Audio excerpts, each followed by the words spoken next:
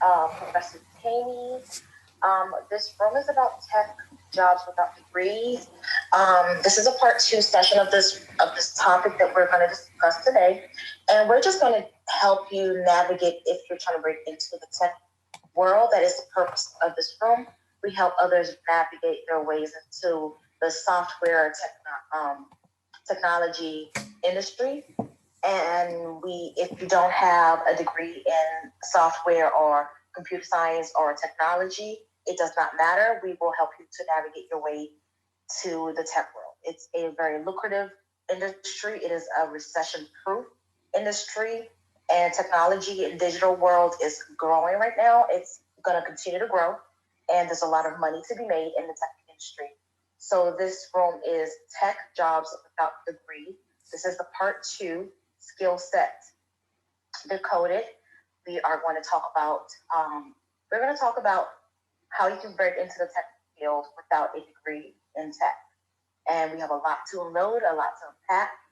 And feel free to follow the moderators. We have these types of rooms. We host this rooms twice a week. And if you follow the moderators, and you'll get notification that you're holding this room. You can either add the room to your Google Calendar or your Apple Calendar or Samsung not Samsung yet, but yeah, Clubhouse is going to be on Android very soon this May. Okay, so that I've heard about. Clubhouse is going to be coming to the Play Store, Android in May. So look out for that. Hopefully we get more people to join the room. Ping all your friends into this room. Follow the moderators, please, and keep this room on your calendar. Hi, Jared. How are you? Welcome. Good. Everybody that came into this room, you're in for a treat. I have to jump, but you should definitely check this out if you're interested in tech jobs without degrees, skill sets decoded, and follow Temi as well as Ms. Tutts. Everybody have a great Sunday. Thank you, Mr. Jared. Thank you, Jared. Yes, go ahead, please. Share this room with your friends. We're taking all your friends in. We are going to tell you all how to break into the tech field, software industry without a degree in tech. We're going to show you how to navigate your skill sets and just break into the tech industry without any bachelor's degree even. Okay? We're going to tell you how to do that. All right? Thank you so much. My name is Tutu, and I'm done speaking. I'm going to pass the mic to Professor Temi. Thank you. Yeah, thank you, Ms. Toots. Thank you for the introduction. Last week, on Friday, we did discuss about tech jobs without degree, and we looked into the myths and also the facts. So my name is Temi, Professor Temi. I've been in tech for over 26 years, and I've had my company now, Top Group Technology, IT University, for over 16 years. I have my tech company. So I'm a career coach, an IT job trainer, as well as a mentor to over 1,000+ engineers. What excites me is that today, as I just get vaccinated, right? So I just tried to get a nap. I pretty much just woke up. And one of my engineers, one of the person I'm mentoring is totally new to tech. He just texted me and said, Miss Temi, you know what? I just got a job with the government for $70 an hour. And I was like, wait a minute. $70 an hour without an IT background. She said, yes, without an IT background. He said, the guy told me that I'm going to pay $70 an hour. And he said, I looked at it and I said, are you serious? I don't have an IT background. But he said, I just replied, oh, that's fine with me. So this is what can happen in tech. $70 an hour, the rate is getting higher and higher. So that's like $145,000 per year to start, because you have a mentor. Because he has a mentor and somebody to train and coach him. He only did a class with me for 4 weeks, which is the Scrum Master class. And you know, we have the Scrum Master class, cybersecurity, and so many other programs. This is what you can do. When you have a mentor and a coach, things can get different. You can make a lot of money in tech because we'll guide you into that. Ms. Toots is one of my mentees, and I've been mentoring her for 5 years plus. A lot of people here are my students as well, so they know what I'm saying. So it's possible to get into tech without a degree. So today, last week we discussed the possibilities. We look at the means. We're going to quickly go over them because I know last week most of you were not here. So we quickly look at it. Then the major thing today is that we want to look at the different programs, the different career path that you might decide to go, and what are the skills needed for this part. So please bear with us. We will not take your time. We will not waste your time. It's probably going to be like an hour or something like that, so you can go and do other things. But if you can endure for 1 hour, you will learn a lot from this room. We always have these rooms every Friday at 6 p.m. and every Sunday at 4 p.m. So we are here to give back and to empower you. So thank you for joining us. So there are a couple of other moderators that will be joining us. Let's quickly look at some of the myths. We believe, everybody will always say before that you need a 4-year degree in computer science to get into tech. Yeah, that's what we thought, because for myself, I have a degree in computer science, bachelor's from UDC, University of District of Columbia in Washington, and I have a master in cybersecurity and another master in software engineering. Because we don't know any better, we thought that that's the only way you can get into tech. And some people always tell you also that you can never get an entry-level job. It's impossible. Well, that's what we thought, right? We also think that the hiring manager only care for educational credentials. That's what we thought, but it's not true. So the truth is that if you search for job listing, you would see jobs like software engineering or software development, cybersecurity, mobile app, AWS, and all of that. You can get those jobs with high school diploma or GED equivalent, provided you have a skill. So the skill, which is the training, the going for programs and stuff like that, will prep you and you get certified after programs. That's good enough to get started, to get into tech. And if you have a good mentor, you can get a good entry or mid-level job easily with a lot of money, like the guy I told you. $70 an hour. I was even thinking maybe you can make 45 or maybe 50, not 70. That's just blew me up. A lot of my mentees right now, they are making good money. The start rate, some of them 75, 80, because they have the understanding. I've prepped them enough in the classes. So when they go out there, they have the audacity, I'll say that, the audacity to push for it, because I already mentored them and I've told them what is obtainable. So now this guy pushed for it and he got $70 an hour. I was like, really? So this is possible. So we're going to be discussing this. If you are in the audience and you have any particular question, please raise your hand and please come up. This is not my room, it's our room. We are here to mentor our community, and I always say that over and over. So come up here. You don't have to take too long. Just come up here and ask your question. Feel comfortable. Don't feel scared or shy. It's your room as well. So come over and discuss. If you want to give back and contribute to the discussion, please, we appreciate if you can also raise your hand. I will allow you to come up and to discuss.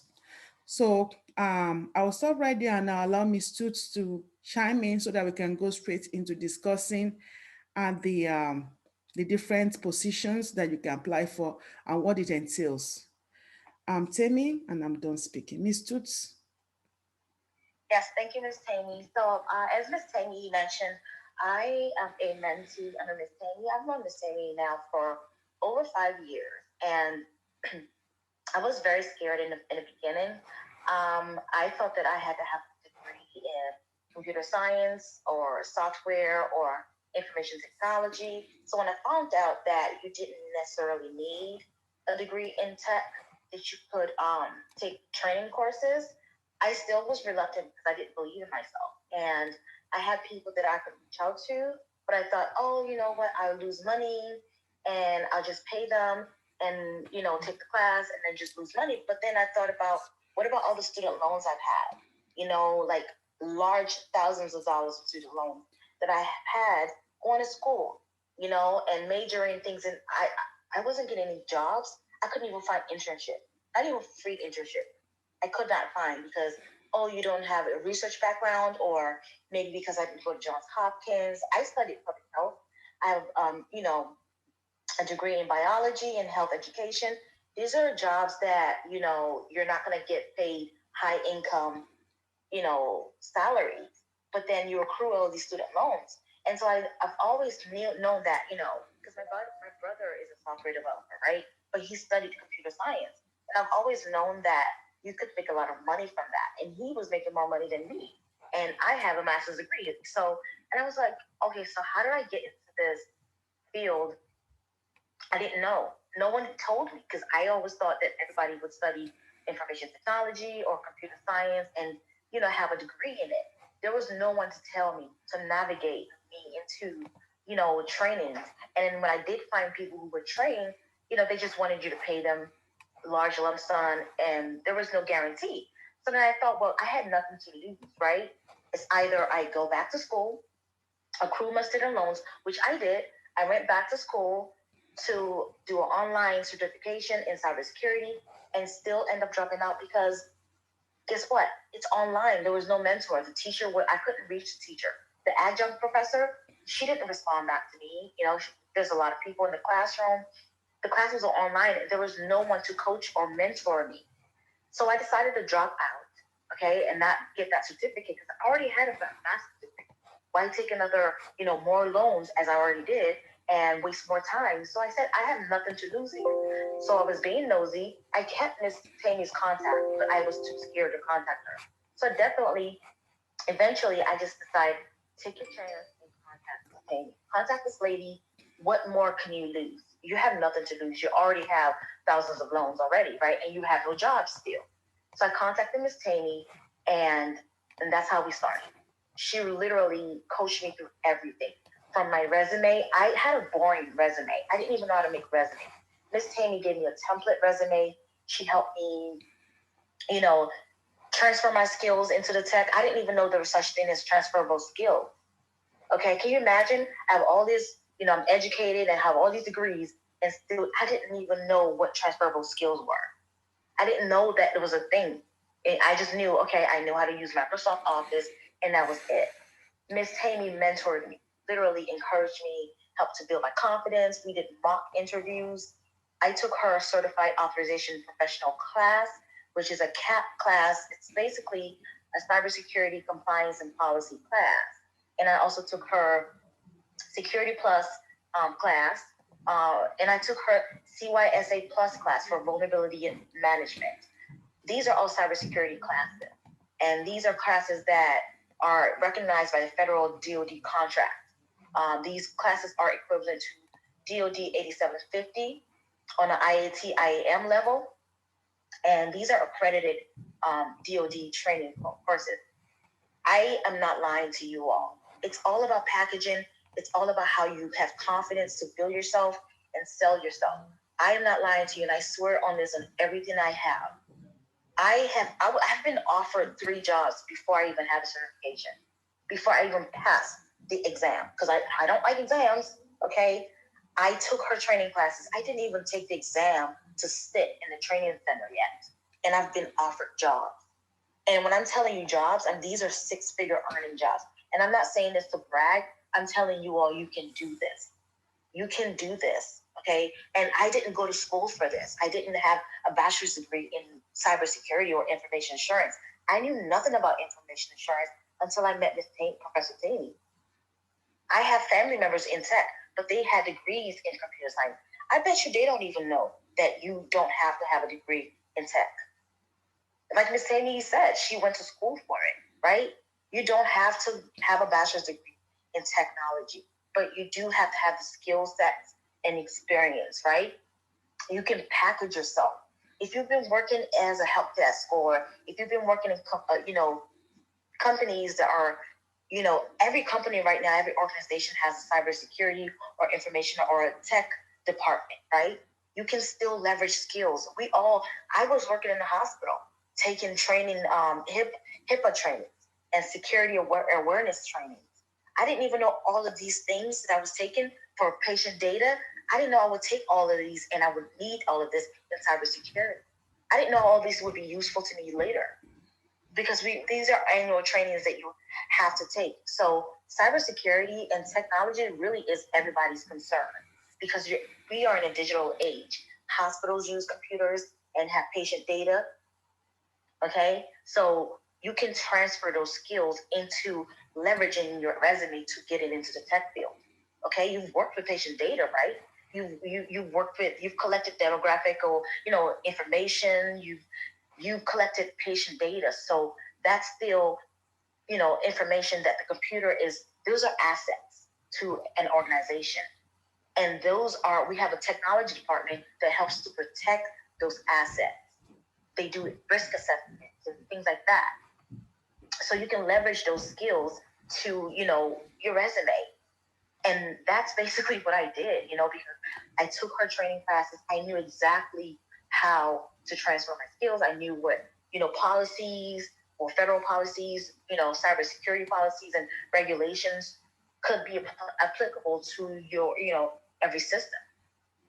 So I took a chance with Miss Temi, and since I met Miss Temi, I've taken 3 classes already, and now I'm taking her other class for Microsoft Azure SQL data, and we're learning SQL, right? We're learning SQL, how to, how to run queries with data, and I'm learning that from Miss Temi. So there's a lot to learn. If I wasn't, learning this in a university, I would be doing prerequisite training. And you know what? Prerequisites, they're wasting your time. They're not going to give you the core class of what you need.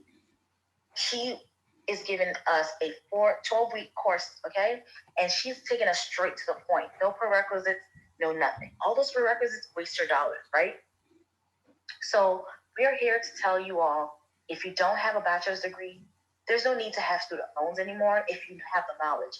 If you can work and get your way into a tech company or any company, right? Have them pay for your school, but you're already in. They can pay for your certification. So have them pay for your training certification. You take the training certification, once your contract is over with that job, you leave that company and you go to the next job. Then the next job, have them pay for school. If you want to go and get your bachelor's degree later on, have them pay for it. But you don't need that to get into tech. You can just take training. You can just take certifications and enhance your skill set to get into the technology field. And I found Miss Temi online just by being nosy and looking at people's pages, and someone posted her flyer. I screenshot the flyer, I saved it on my phone, and I kept it. I prayed about it until I contacted her. And that was the best thing I've ever done, was meeting Professor Temi. That was the best thing I could have ever done for myself. Because I'm telling you, I was living paycheck to paycheck. I went from making $12 an hour to now making, working from home and making an unlimited salary. And the technology field, you get competitive salary. Not only that, you get bonuses and promotions. Okay, let's not talk about the nooks and crannies, the perks, like, the snacks and the free lunches that they provide, the office parties, you get all these bonuses. Okay, and you get, you get offered tools and softwares that you get to play with and use for work, things that you're not going to get in your university lab, right? These are the perks of working for a technology company. They have the money, they have the capital investor, they have the cap ventures, they have funding. Tech companies have funding to give you resources to enhance your skill. All you have to do is just get your foot in. And that is how I met Professor Temi. I met Professor Temi, I took her training courses. I'm going to tell you all right now, screenshot her flyer and contact her. Okay, contact her. This is not a gimmick. This is not a scam. These are real life stories. Some of our students are in this room right now. They can all testify to it. They can come up and speak on it. Again, my name is Tutu, and thank you all. And I'm done speaking. Thank you so much, Ms. Toots. Ms. Toots, you've always done a good job to empower others. I think I probably trained 20 plus of Tutu's friends. Some of them are here, and a lot of them are working now in tech. So she's saying the truth. and you know, you can see on our LinkedIn page and everything. So we are not like faces that are lying to you and you can't see it anymore. I have an IT company for 16 years. You can follow me. You can look on my link tree. So we'll see what we've been doing. So we are for real. We have award from Congress, from Senate, United Nations. We are known for what we do. And right now we have a program called myituniversity.com that we run all our different training programs as well. So we are not faces that will just disappear from Clubhouse and you don't see us no more. So this is for real. If you can, and if you're willing, I have a program coming up on May 8th for cybersecurity. It's just for 8 weeks. If you are you love to join us, you are welcome to join that program. The class is already, you know, people are already registering for that program, and most of the students are here as well. So thank you so much. I will allow C2M, Christopher from Boston. Thank you so much for always joining us. Please introduce yourself, and we'll go from there. Sounds good. Thank you, Ms. Temi. My voice is kind of going today, so I will keep my comments brief, but I do business development primarily with contracts in the Boston area for IT and healthcare. But on this app, I do a lot of networking, and I try to connect entry-level professionals to other opportunities, particularly in cyber. So feel free to take a look at my bio.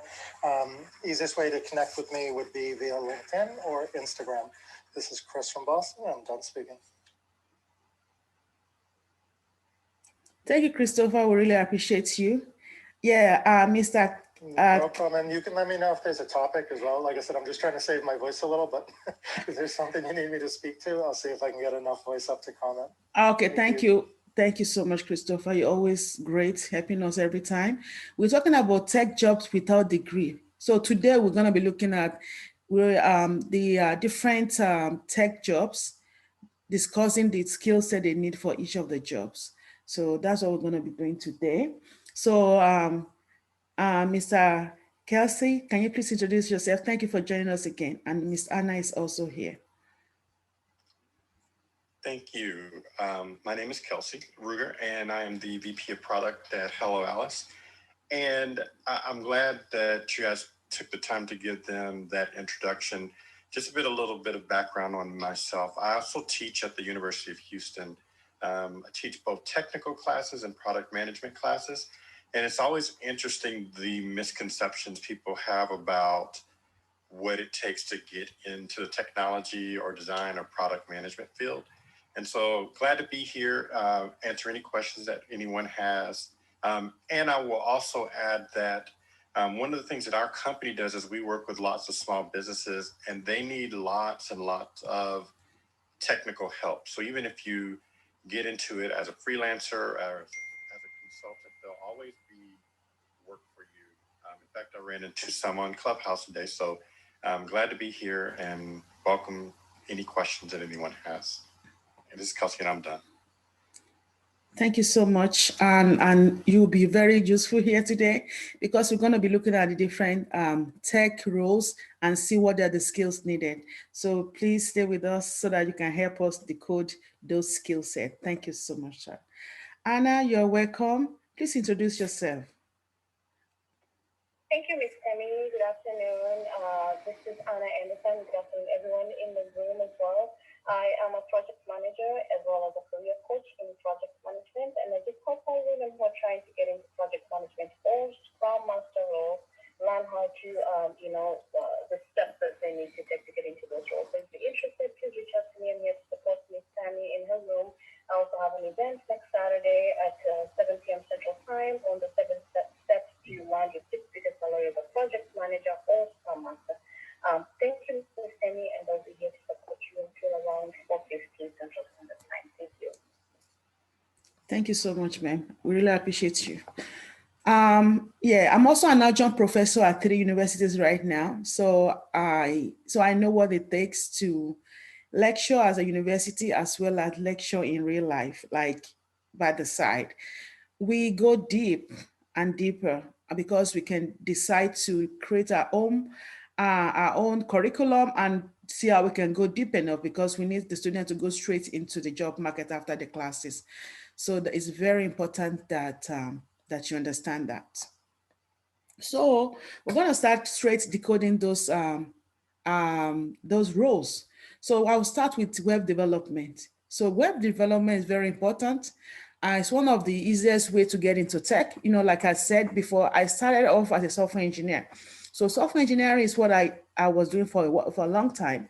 Being in tech for 26 years, I can do like scripting, coding in different languages like Java, C++, HTML, you know, styling sheets, Angular JS, and you know, C Sharp, you know, mention different languages. I pretty much can code in them, Visual Basic, and so on and so forth. Just because that's what I did in college, and I started off as, you know, with Computer Science Corporation, then Notre Goma, then CS, you know, different company like that. I don't even have to mention their names. And I support the Pentagon for more than 15 years. That if I tell you I pretty much have to kill you kind of project, that national critical projects, stuff like that.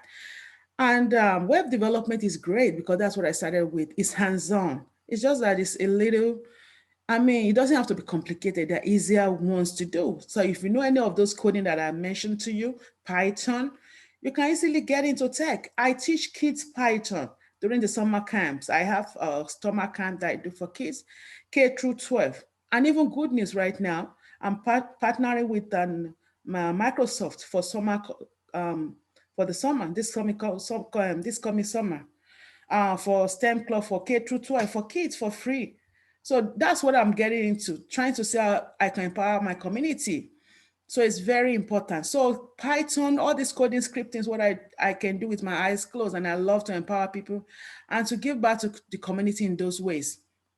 So web development. So all those things you might say, oh yeah, I can go online on Udemy and learn it. Oh, nice, good for you. So if you now go on Udemy and learn it, now you put your job resume out there, who's going to be your reference and mentor?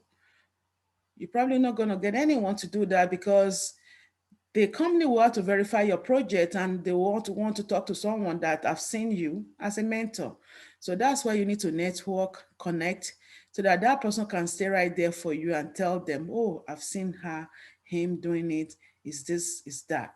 So that's why you need a mentor, a career coach, and a trainer to guide you. So web development is a good one. So if you have, like maybe you want to do front end, we have one we call the front end development. And we have the one we call the back-end development. So the front-end development is like web developers that can use like HTML, like styling sheets. These are the two basic that you need to at least get started. So from there, you can decide to like, okay, this is the one that I'm gonna use to create the frame. Then I'm gonna learn a language that goes with it. The language can be C Sharp, or Java, J Sharp, or C++. So all of those, or Visual Basic, if you are doing .NET development, and some are React JS, these are JavaScripts and so on and so forth. These are what you do on the front end. So now the back end is discussing about how do you create things like the back end, like Ruby, PHP, Pythons. You're connecting the infrastructure at the back to SQL, to the database. Your database now can be things like SQL Server, like Oracle, MongoDB, or NoSQL, or even Azure, or you know, different kind of databases that you can use, or AWS. But I already have all this background, right? So that's why you see, when you see all of this training, it's like, how can she do all of this? It's because I've been doing it forever. And it's just like, it just look like I'm just having a good ice cream. You know what I'm saying? It's like I'm eating a good bowl of ice cream, even though I don't really eat ice cream anyway. It's just like that to me because it's easy, it's fun, I've done it forever and I'm stuck there. And that's just what I do, and I love to give back. You don't have to suffer and go through the stress of trying to figure out things online where there's someone that can quickly take you those things in 8 weeks and you can get a job. Why not? So I'll stop right there. I saw a new person coming online, Olalekan. I will allow Olalekan to introduce himself or chime in so we can go ahead and continue. Olalekan, you are welcome. You have any questions or you have any contribution?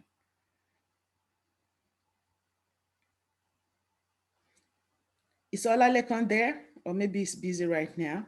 Okay, we just continue until he's ready to, I don't want to keep him waiting. So that's very important. I already looked at web development. I'll let all our co-moderators, like a popcorn style, let's chime in. If you have any, about web development, what do you think about web development? Any takers on that? I'll add something. So what I'll tell you is, and again, I think this is my hiring manager perspective, not only as a hiring manager, but as someone who's mentored lots of people. I'm going to tell you some paths, and Timmy already talked on some of these, but what you can do as a baseline, and then what areas you can build on. And so I'm going to start with backend because there's a lot of places you can go with a language like Python. So I'll give you an example. If you come in and you learn Python and you're pretty good at it, it gives you not only the option to go for web development, but that baseline language can also support a path into data science or a path into robotics, or if you want to help with DevOps. And those are the people who help the engineering team move their code from the development environment into the production environment. And so we have, like on our team, we have all of those people, but they all have the same basic training. And so on the front end side, if you start with something like JavaScript, it opens the door for you to learn something like Angular or React, depending on the company you're going to. And I think the important thing to remember is make sure you get a basis, and it opens up your world for a lot of different things. Because once you've learned a basic language, and Timmy can tell you this, like the first language I learned was Pascal. And this was years and years and years ago. Then I learned C, then I learned C++, then I learned ASP, and they all have so much in common as you move from language to language, but you have to have one baseline or foundation language. And once you get that, you can do that. And anyone that's been working in the web world will tell you, even in the last 20 years, the languages have changed over and over again. You just have to have a basic foundation, either as a back-end person who's writing scripts that drive the database, or an API, or a front-end person that's working on things that you see in the web browser. And we haven't even talked about the mobile part that's become so important today. But that's what I would add for that. This is Kelsey, and I'm done. Wow, thank you so much. Thank you. Yeah, that's very true. So you can be front end, you can be back end. When you're in the front end, you are more in the area of doing things at the back end, connected to the database. You don't have to be a DBA, and DBA is part of the back end because you may just don't want to do scripting on the code side, but more of a database side. So you may want to do more of writing, like what Tutu is doing now, writing like SQL queries, SQL, connecting the dots, creating data, table objects, tables, views, store procedure, functions, moving data back and forth from the Azure or AWS cloud to the premises and moving it back, things like that, creating data factories, stuff like that. These are part of the classes I also teach them. Like Tutu is one of the ones that we just started for 12 weeks. So that's a SQL Azure data engineering class. So, and even there, I want to mention that data engineering is different from data analysis, and we're going to get into that. Even though all those are back-end, but data analysis is more of analyzing data, looking at the data, creating great dashboards, cleaning data up, doing the extract, transform and loading data, and using like Tableau, Power BI to create great reports, great outstanding dashboards. But you don't necessarily have to know a lot about cloud, maybe know some Python and stuff. But when we talk about data engineering, people get confused. Data engineering is more like deep diving into the pool and then trying to do things at the back end, like going into like Oracle database, SQL database, actually immersing yourself into it and creating great queries, scripts, pretty much driving the whole database back and forth. So that's more of what that is. So it's very important to note that. So front end, back end web development is a great asset for you. So if you are in the DBA side, you're also a developer, even though you are more of a DBA, but also a backend developer as well. Yes, so thank you so much for all the contribution. We have a gentleman here that just joined us. Achilles, is it Achilles? I'm not sure. Sorry, I don't want to mispronounce your name. Can you please introduce yourself, sir? Thank you so much, Temi, for the introduction. So my name is Akhilesh, and I'm an experienced tech professional. I specialize on Salesforce as my primary expertise. So all I just have to add is, in context to today's point of time, I believe we are pretty much in a fourth industrial revolution. So anyone who wants to learn technology, I mean, it's a pretty perfect time for us to get started into the tech world. So I am also a coach and a mentor, wherein I try to help people learn these skills. So in case if you are seeking to get into the cloud world, wherein you want to learn products or skills like analytics, Tableau, MuleSoft, or Salesforce. Salesforce, in pretty simple words, it's a CRM application which is based on a cloud platform. It's a SaaS product, and it is one of the very bright skills in today's point of time. So I run two communities which I try to help people to learn this skill set as.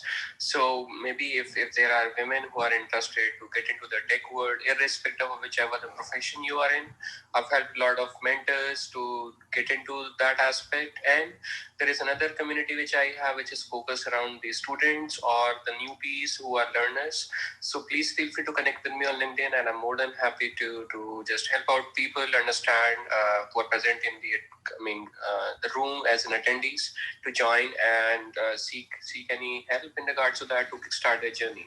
Thank you so much, Temi.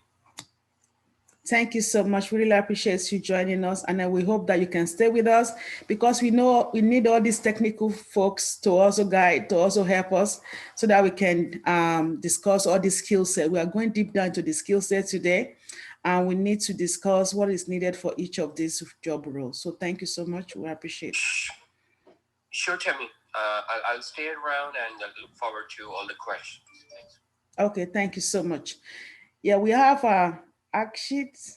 Is it Akshit? Sorry, I don't want to mispronounce your name.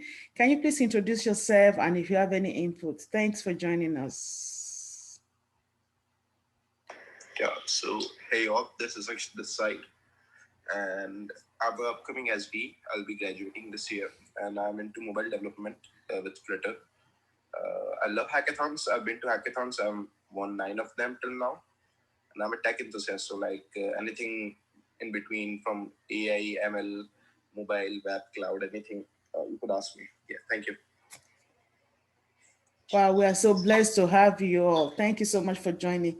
And Tech T, wow, I love that name, Tech T. Welcome, Tech T. Can you please introduce yourself? I love it. It's cute. Thank you so much. Yes. Hi. My name is Erica Mosley, founder of TechT. Tech is problem solving, diverse candidates, and T is actually boiling hot water. So I help with clarity to help you remain calm, unstuck, and actually prompt for the future. I was raised with a single father across America, homeless, and I pivot into tech. And with clarity, you can do anything. Feel free to read my bio and connect on LinkedIn. Thank you so much for allowing me to be here. Wow, thank you so much. You help us to remain calm. We need that today. I love that. I love your tech tea. It's really cool. Miss Toots, please shine. Yeah, tech tea, Miss Erica. If you could please stick around and just give us like hints and pointers of what you all look for when you're recruiting. I think I just read a brief of your bio. You're part of the recruiters and like the acquisitions and diversifying talent in tech. So if you could give us like what you all are looking for when you're recruiting, candidates, and when you're doing your phone screenings, and just like little pointers of what you all really gravitate towards in picking the right candidate. Thank you, and I'm done. Yes, thank you so much for asking that. So since I'm a talent influencer, what I do myself is to make sure that everyone gets the knowledge that they need. So for example, since I'm working with Facebook, Amazon, I want to make sure that I give the correct candidates. So we need to make sure that we have the clarity. And usually for my field with non-traditional students, even myself, clarity was a big deal. I don't know where I want to do. I didn't know if I wanted to be a software developer. I didn't know if I wanted to be project manager. I didn't know, but I did know that I wanted to problem solve and change the world. So that's one of the main things is the clarity. And then also just to make sure that the people that I'm referring it to, so for example, if I'm sending them over to Amazon, etc., you're having the clarity as well. Do you know how to serve underrepresented people? Do you know how to onboard them? Do you know how to make sure that they are growing as well? So it's just making sure that I am the liaison between both of the community as well as the organizations. So again, so if you were someone that's trying to break into tech, the first thing is just the clarity. The 3 steps is try to find out yourself, right? And that's what I do to try to help you figure out. So I do a club here every Friday, and I'll allow you to practice your pitch, meet with recruiters, people that's already in tech to try to just to break it down. And then I'll allow you to get your voice heard. So I have a television show here in San Francisco to where non-traditional students just get up there and do more clarity, and also highlighting tech leaders and giving them a pathway to understand, like, okay, this is how I can be able to transfer my skills into tech. And then once I figure out, like, okay, now you know exactly what you want to be. You want to be a fraud investigator. Okay, perfect. I know that Amazon is hiring for a fraud investigator. Do you agree with their diversity and inclusion? Like, what are some of your goals? And then once we figure out some of your goals, then I actually interview myself, Amazon, and say, hey, what are your goals and stuff? I know that you guys are looking for candidates, diverse candidates, but I'm not going to just refer people over here until it's out of line and their mission and goals is out of line with your company, because it's all about retention rate too as well, right?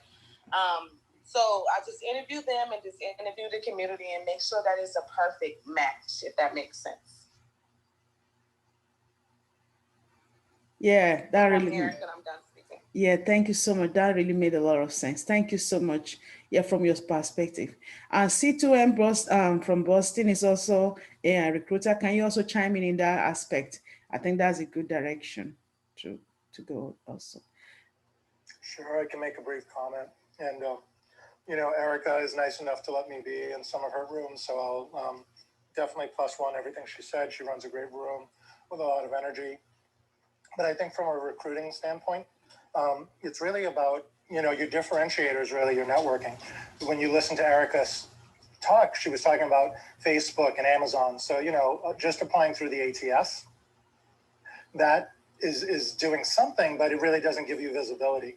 If you listen to what she was saying, she was like, hey, I actually work with them, and she's advocating for you as well as advocating and learning your own kind of style and success. So I think in order to be successful and trying to differentiate yourself, especially if you don't have a degree, you really want to make sure that you understand the role and you're understanding how to connect with folks that will actually look deeper at your skills and make sure that there's a true skills alignment there versus a job description that may or may not be representative of your skill set, but also may not be truly representative of the job that you would do. So this is Chris from Boston. I'm done speaking. Thank you, Christopher. That's great. Thank you so much. And we have, is it Kemas? Kemas just joined us. Hi. Yeah, introduce yourself, please. Good afternoon. I just want to thank everybody for this room. My name is Kemi. I missed the first one, so when I saw that this one was on, I said, let me jump right on it. I just want to thank everybody for all the information. Miss Erica, I just followed you. Could you please follow back so I can see when your rooms are starting properly? I don't know how to use this app too well, but this room has really given me a lot of information and pushed me into the tech world, and I'm really happy about this. Thank you guys so much. I'm going to go to the audience now. Thank you. Thank you, Kemi, for joining. We appreciate it. Timmy, I have a point of advice for everybody in the audience. So I just went through everybody's bio. And here's one thing I will tell you. When you guys are in a room with trainers or hiring managers, you don't know whether or not they're looking at your bio or not. Because I always look at people's bio. And if you don't have social media or there's no description in there about, even if you aren't in tech yet, at least let me know you're interested, because you don't know if people have trainee positions, if they're looking for associate positions. But if you don't have anything and your social is not hooked up, you could miss out on opportunities. And I just wanted to point that out because I see that a lot where people, I know a lot of you are probably just learning Clubhouse, but at minimum, make sure you have your social media connected. And I just think that this goes back with the clarity too as well, and not understanding how the whole setup with Clubhouse is.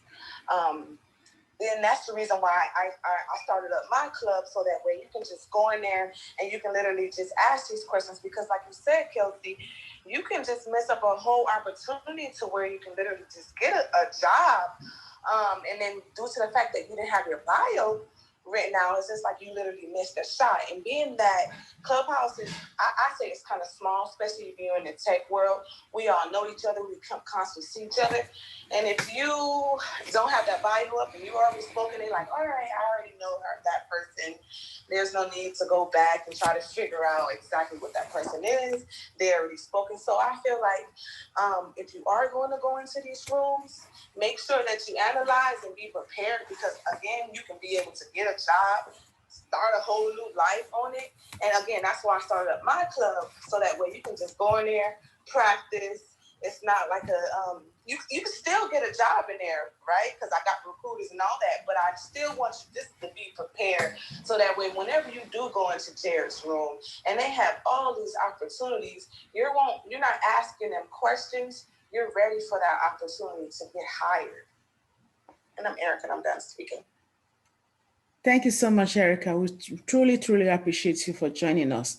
So we allow the gentlemen on the audience. I know, and some of you are into cloud and some of you are into mobile app. I will allow you to quickly chime in and give us, what do you think are the skill set that people need to get into your space? I would start with Aklesh. If you can please, like you are into cloud. I'm also into cloud and all that, but I would like to hear from someone else as well. Since you're all here also to support us, can you please help us with that? Thank you. Sure, Temi, I'll go ahead. So when it comes to getting into the cloud space, how I look as, like, when I'm a coach and a mentor, I possibly first of all discuss with people that what the industry they are in. I try to assess when it comes to the transferable, non-transferable skills. Where is it something where we need to help people maybe upskill on certain skills which are required? So if I just may provide some more context around that, anyone who is seeking to get into the industry in the Salesforce as a primary expertise, they can get into roles as a Salesforce administrator, business analyst, Salesforce consultant. It doesn't matter whether you code or do not code. Coding is not the end of life in the Salesforce world, because Salesforce is a product which is low on code, more on click and point, and you can still learn the product and make a great life for yourself. I mean, as such, if I just provide some quick metrics, I think it's like, on an average, you can start as an administrator or as a business analyst with a good $70,000 job in just 3 to 6 months of time by learning the product. So it has got a great scope and great future if anyone is seeking to learn that. And as I said, I had helped as a mentor from people who are like from 18 years to up to 54 years of women as such as well. I'm an ally and equality for advocate as well, wherein I have a global women tech community. So anyone who wants to be part of that, they can look for SheForceWit. I'll just spell it as, it's SheForcewit. It is here on Clubspace as well. In case if anyone needs one-on-one coaching, please feel free to reach out to me on my LinkedIn, and I'm more than happy to help out. Thank you. Thank you so much for that. So, so we're looking into cloud, right? At this time, when we talk about cloud, we're talking about Azure cloud, we're talking about AWS cloud, Google Cloud, Salesforce, and all of that. So cloud is a very lucrative area to be right now. You might already be in tech, and maybe you are doing things that are not cloud related. It's a good time to start looking into cloud because the future is cloud as well. So the future is cloudy, let me say that. So cloud is very important. So when you look into Azure cloud, you may want to be an admin on Azure cloud, or pretty much you are into database and you want to just go deep dive, not into administration, but into data analysis on the cloud. So you can do it on any of this cloud. And we provide, my company provide training. The Azure cloud, the Azure cloud, and the AWS cloud, they are 12 weeks each classes. And if you want to go into DevOps, we also have those programs as well. It's just that you need to be hands-on on skills, and we're going to teach you from scratch. Any of our classes, it doesn't matter what it is. If you come into them, you don't have to have an IT background. If you're ready to learn and now a great mindset, we can create for you the great skill set and get into the job market. So cloud is a great area to look into. So that's very good. Thank you so much. After cloud, we're going to look into cybersecurity, and anyone on the audience, you can please jump in with any area of your background. And we're going to get into, any area you want to discuss, maybe networking. We have so much we can discuss. We go into cybersecurity. What are the things that you need to become? It's like cybersecurity is like a buzzword. Everybody wants to be a cybersecurity engineer. What are the things that you need to get into cybersecurity? I will let Ms. Tutu chime in right there because she's into that area. I mentor her into that more than 5 years ago. So she's an expert in that area. I'll let her discuss that. Ms. Toots, discuss cybersecurity, the different flavors we have, and I will take it from there. Yes, so thank you, Ms. Temi. Thank you for asking me to speak. It's an honor. Sorry.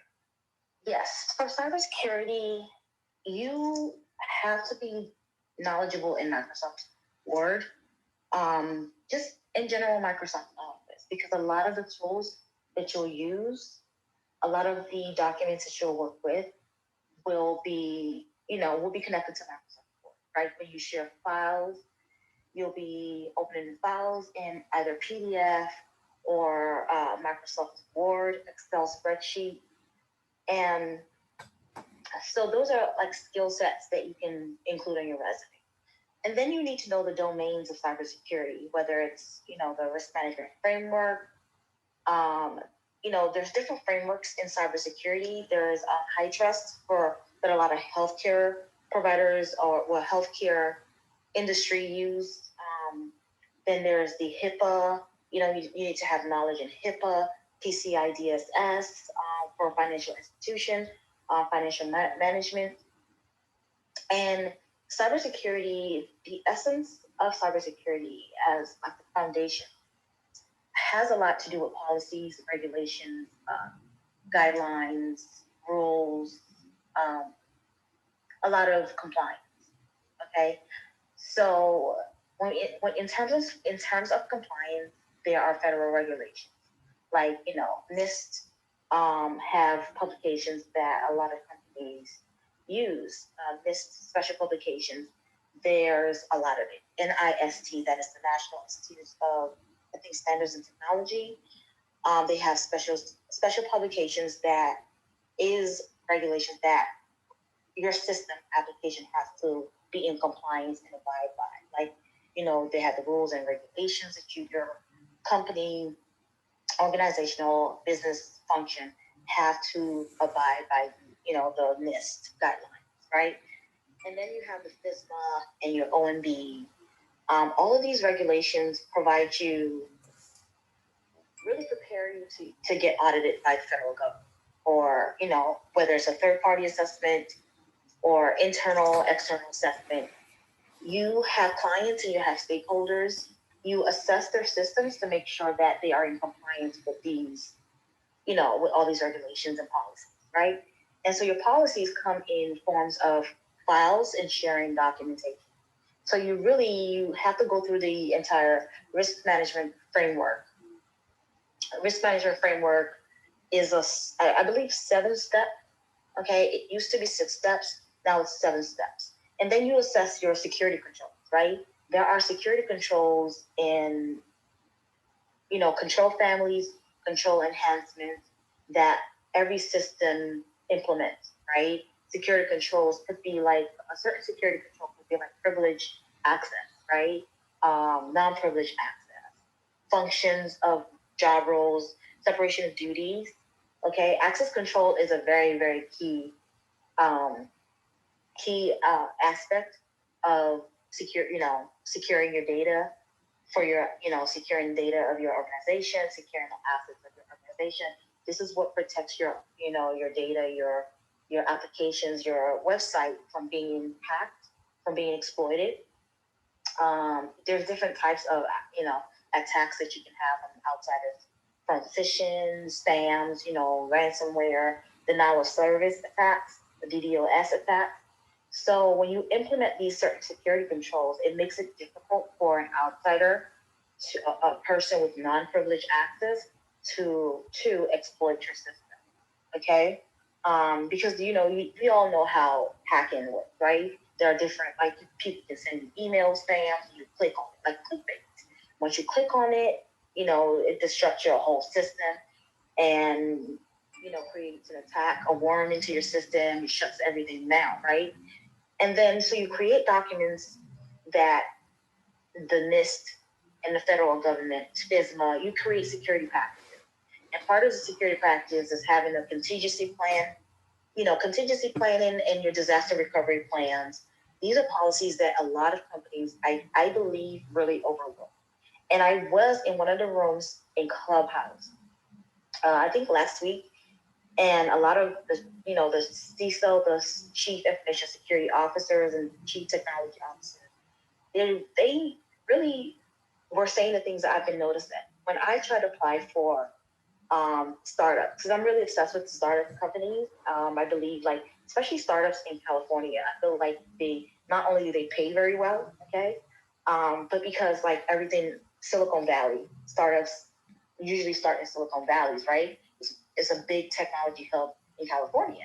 So one of the things that I noticed when applying for these jobs are they really focus a lot on software design and software development and, like, front end, the whole full stack, right? The front end web apps, or web UX, UI, backend designers. They really don't focus much on information security and data security protection. They don't really have too many job opportunities, like that. And I noticed that because I feel like people look at policies as the last thing. Like, they don't really look at policies until they regret, like, they're being hacked, or until they are in dire need and something happens to the asset of that organization, right? And you really need to start looking at policies at the beginning. The moment you decide to have a startup, the moment you decide to have, collect people's data. Like right now with Clubhouse, I would hope they have a big information security team, cybersecurity team. I would hope so, because Clubhouse, not only does Clubhouse collect, like, your password and your phone numbers or something like that. I don't remember what they collect, but it is connected to Instagram. You can connect it to Twitter, and Twitter also collects your information, and Instagram collects your information. So going back to the title, I don't want to deviate too far off from our title. Going back to the title, tech jobs without a college degree, right? I just want to say that all of this stuff, like, working with documents, these documents have templates. Okay, you're not going to be the one creating all of these templates by yourself. You're going to have a team. When you're in the 12th grade, 11th grade, I'm sure you're already writing papers on Microsoft and sharing files. By now, you should be, especially now that we are in, the whole virtual remote world. Everything's online now. You can email your assignments to teachers. All of these tools that I mentioned, Microsoft Office, SharePoint, the team collaboration and doing meetings over Teams and Zoom, these are skill sets that you don't even know that you're already using, and you don't realize you can leverage these skill sets on your resume. This is not something that you have to have a college degree to use. You don't have to have a college degree to use Zoom and collaborate on Teams. You just download the app, right? These are skill sets that you can, team collaboration. These are skill sets, soft skill sets that you can put on your resume that tech recruiters will look at and will be impressed with. The ability to be able to work remotely and autonomously, I think, is a very vital, impressive skill set right now. Because now everyone is remote, they want to be able to trust you that you can work remotely and autonomously, and that you're going to have fast speed internet. You're not going to have a hard time connecting with your team members on Teams. You're not going to be saying, "Oh, how do you log on to Teams?" and how do I share screen? Things like that. They want you to already come. This is how you collaborate right now, because we're all working remotely now for the most part, unless you're working like maybe the help desk and people are coming in, you're onboarding. Some onboarding IT teams are on site, but you can even do that remotely, right?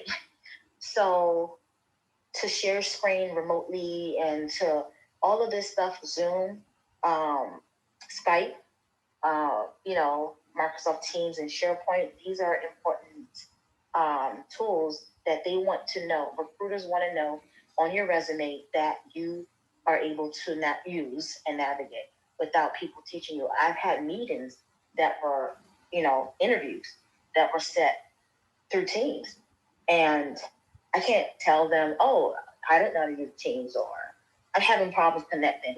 You're supposed to know how to navigate that, use Teams, if they want you to share a screen, and if they want to give you an exam on, like, say if you're interviewing for software and they want you to write maybe a code or something, or share your project, your freelance project on GitHub, or hackathon, whatever website that you use to do your freelance project, and they want to see your website and see what you've done and scripts and codes that you've written.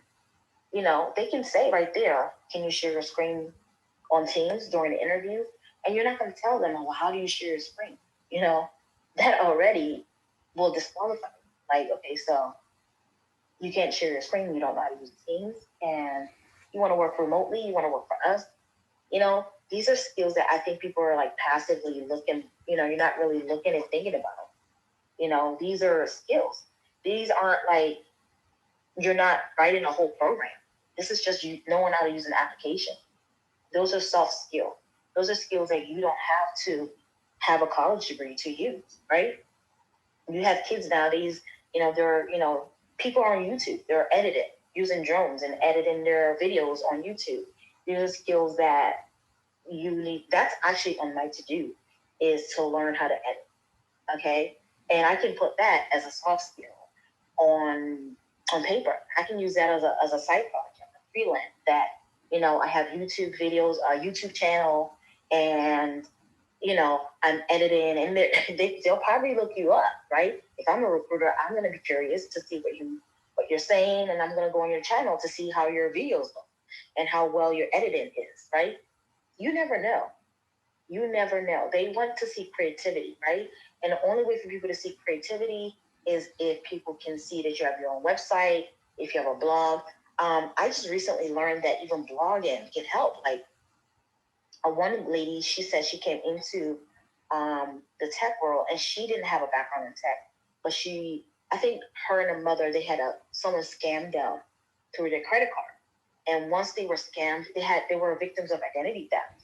And that's how she came into the tech world. Her background was, I think, something else, maybe communications, totally unrelated to tech.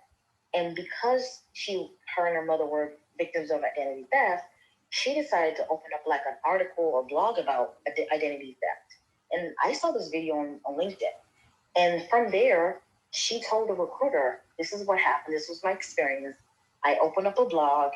I have my own blog. I write about identity theft and how to not be victims and what you learn." And she was able to get a job because of that. They were impressed because she has her own blog. And, when you have a blog, you're going to have articles. You're going to have research. You're going to back it up with data, right? And they went to her website and they looked her up. So these are soft creative skills that technology companies are looking at. People forget, we often think we have to learn how to do special things like coding, writing Python and Java and Jenkins and knowing Oracle and things like that. It's not all about that. It's a misconception. It is not all about that. You can just be creative. You can just be really good at using apps. You can be good at digital marketing, right? You can be good at designing, websites, or, just be really good at something, right? Maybe even creating logos. You never know, right? And the recruiters and the hiring managers see how creative you are and how fresh and innovative you are. As long as you're easy to work with and you're humble and you're relatable and friendly, they see that you have creativity and this drive, they will hire you because they're always looking for creative people. The most creative companies, look at Google. If you've seen Google and see what they do, they look like they're playing all day. The place is very vibrant, it's very fresh, it's young. Not that they're playing all day, but they're very creative people, right? So they know how to be creative and be flexible. That's what recruiters want to see. They want to see you're flexible, you know how to use apps. You're very fast learning. You're not saying, how do you use this? How do you use that? Please don't ask your hiring manager, how do you use, certain things. Like they email you an interview and they email you an interview invite for Teams or Zoom. Please do not ask. Don't ask them that. Just ask your family members, ask somebody, and just learn how to use it on your own before the interview and test that link, before you get on the interview, and make sure your computer is connected, like stays connected to the Wi-Fi, and you're not losing connection. Those are things that they look for when you're doing interviews. They don't want to see you lagging and logging on and say you have technical difficulties.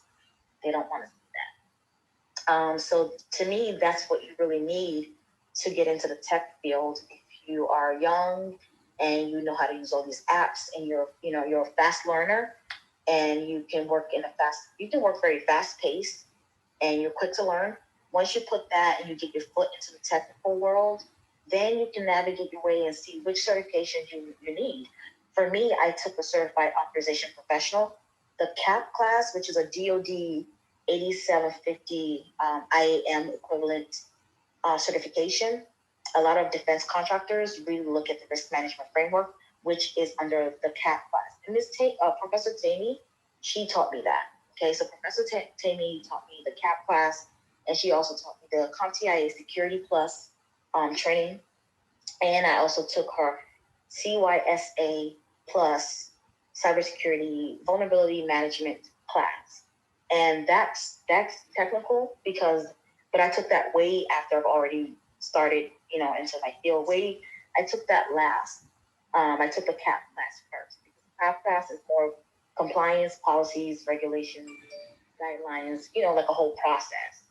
Then I took the Security Plus, which is a little bit technical, and then I took the CYSA Plus, which talks about scanning, looking for attacks and things like that. You're working with Nmap, Wireshark, Burp Suite. You're using all these tools on Linux, Kali Linux virtual machine, and she has those tools. She has the simulation lab that she'll connect you with in a class, and Professor Taylor will walk you through everything, every step individually. These are things that you don't get this in your university. A typical university class will have like 100 people, right? Or maybe almost maybe 70 people. You're not going to get your professor sit you down on each step. Professor Tammy does that. She goes through each and every one of the students, and she treats us all equally, and she goes through each and every one person, each and every one individual, to make sure that you're catching on equally and no child is left behind, right? So once this person, goes through the Kali Linux and all the commands and all the steps, then she'll go to the next person. She'll call roll to make sure that you are catching up to each other. And she does this each class, right? And each class is 3 hours long, and it's once a week.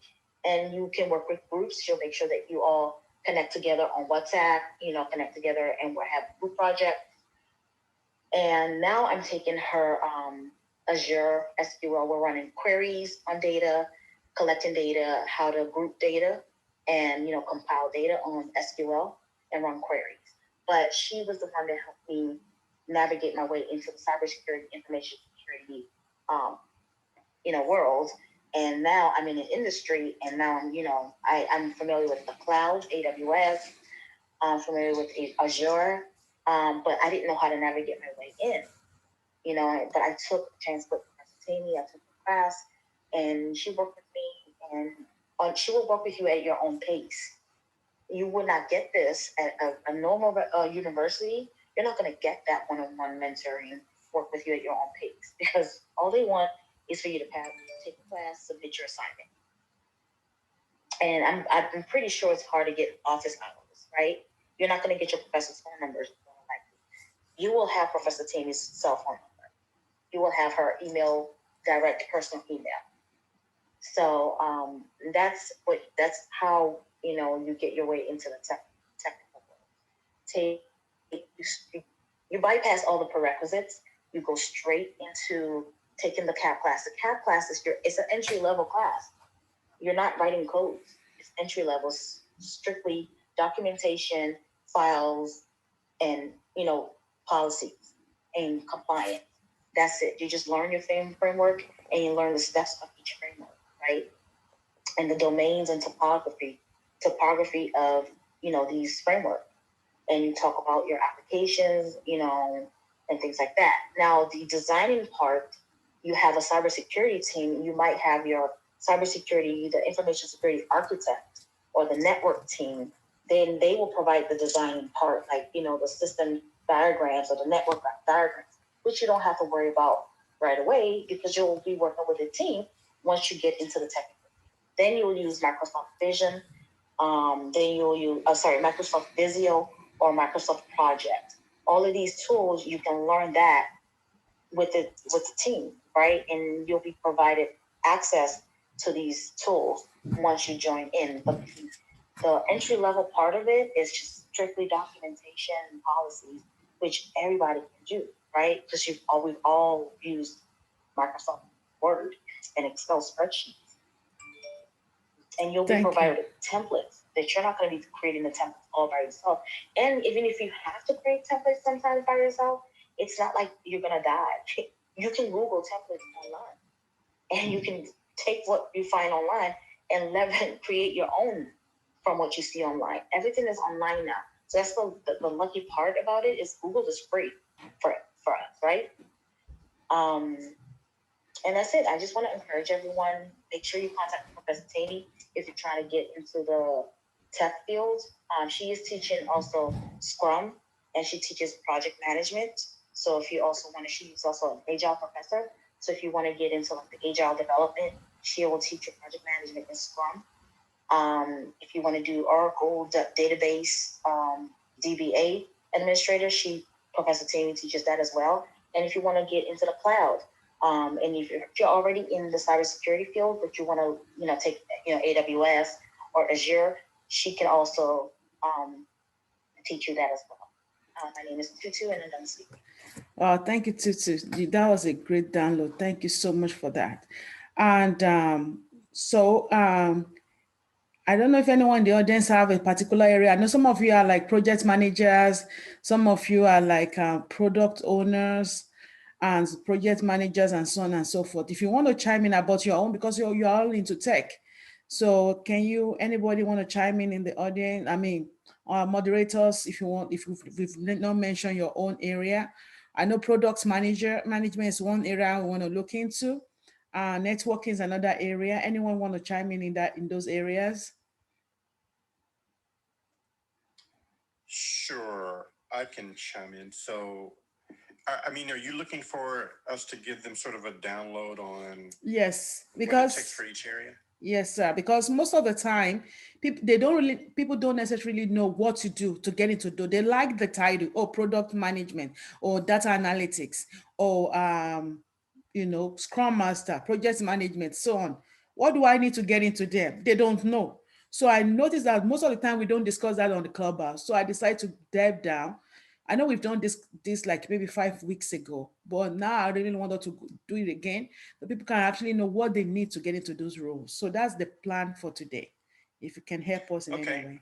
And before you answer that, Kelsey, can I ask you this? Because that's one of the biggest topics, the project management roles. And we got really heated in our conversation about how hard it is to be a project manager. So is that true? Is it not true? And like Temi said, can you give us some brief descriptions of how to actually get into that role? Thank you. So I'll address this in two buckets. So there's project managers and then there's product managers. So the way I view a project manager is responsible for executing the task to make sure a project gets done. So for example, if you work in the IT department and we have a project to roll out a new network infrastructure, or there's some hybrid cloud that we're putting in. So like a lot of companies are starting to put in cloud infrastructure that is part private and part public. So they have something internal, but then they also have part built like on Azure or AWS. And so a project manager would be responsible for executing the task to get that thing done. Now, a product manager, think of them as the owner or the vision setter for a particular product. That means they write the requirements, they do the market research. In some cases, depending on the company, they write the business case for that product to make sure that when it goes to market, they know how much money is going to be made or lost from that product. Both of those job skills require a baseline understanding of project management, because at the end of the day, you are moving a project forward. You're just doing it in different cases. I think pretty much anyone can get into project management. You just have to go through the training. And so it may be PMI. You may go through a course that is all agile. You may go through pragmatic marketing, which has its own version of project management. But here's what I'll tell you. Even Google, I think, has a certification for it now. Get the baseline, then start doing projects that are sort of entry level, that gives you a good footing into it, because no one's going to give you a project at a big company if you don't have that baseline. So again, I think getting into project management of all of these is probably the easiest, because a lot of the stuff that Ms. Toots was talking about, like the tools that you'll need to know those for project management: Word, presentations, how to write. But then you'll start to learn the project management tools like Microsoft Project, or you learn Scrum if it's for software. And so that's what I would recommend to get into that.